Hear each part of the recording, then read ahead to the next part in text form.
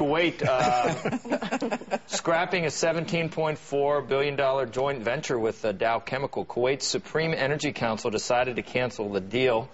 It says that the project wasn't economically viable in light of the global financial crisis, and slumping petrochemical sales are going to bring in David Faber, who I've always said for years, you don't even need makeup. Obviously, you're not wearing any right now. But the raw, baby. You don't need any. You guys put me in the rundown without asking, right. So I was like, a pair of pants would have been nice if you put them. No.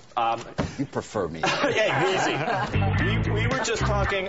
We have had. You brought something up, and you piqued my curiosity because we like to think of ourselves on the show as thought leaders sometimes. God, I hate that. I know. Word. Isn't it the worst PC word? But sometimes the tone is set. Now, I have said to Andrew Liveris before, you are CEO of Dow. The CEO. In this joint venture, half of your assets are being valued at the same price as your market cap. That seems like a really good deal for you. You're saying that the Kuwaitis... Yeah, and then did you actually say to him, don't tell the Kuwaitis that? You probably did. I know how you talk. I was kidding, right. probably. Well, they have YouTube these days.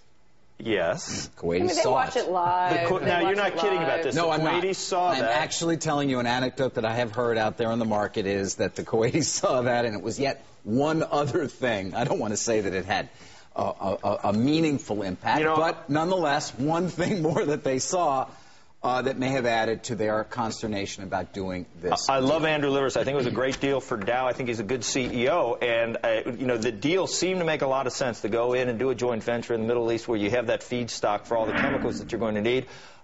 Maybe at the time I didn't realize how important it was to get the Roman Haas deal done, too. And that we're seeing today, the pain and the arbitrage. Did we need more of this, David? I mean, listen, what we're dealing with right now is Liveris is in a very difficult position because they were going to take $7.5 billion from this joint venture.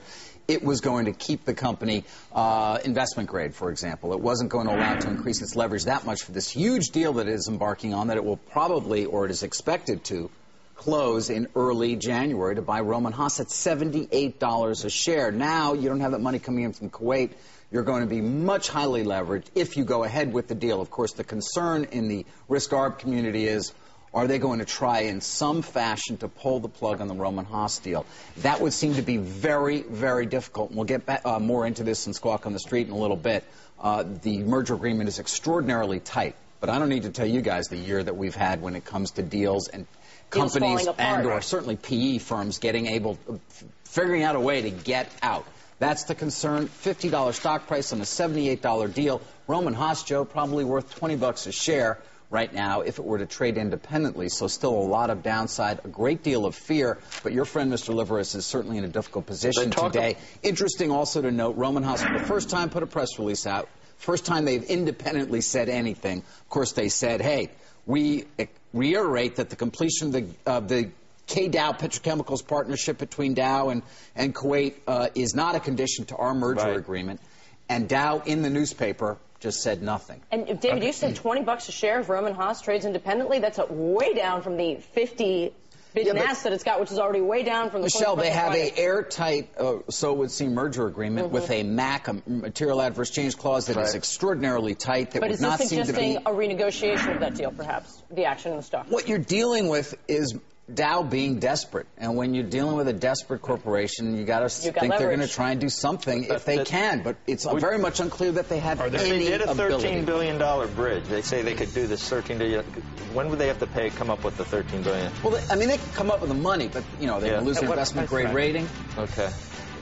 All right. Why are they paying $78 for a company that's worth $20? Yeah. All right. Well, thank you. That was very interesting.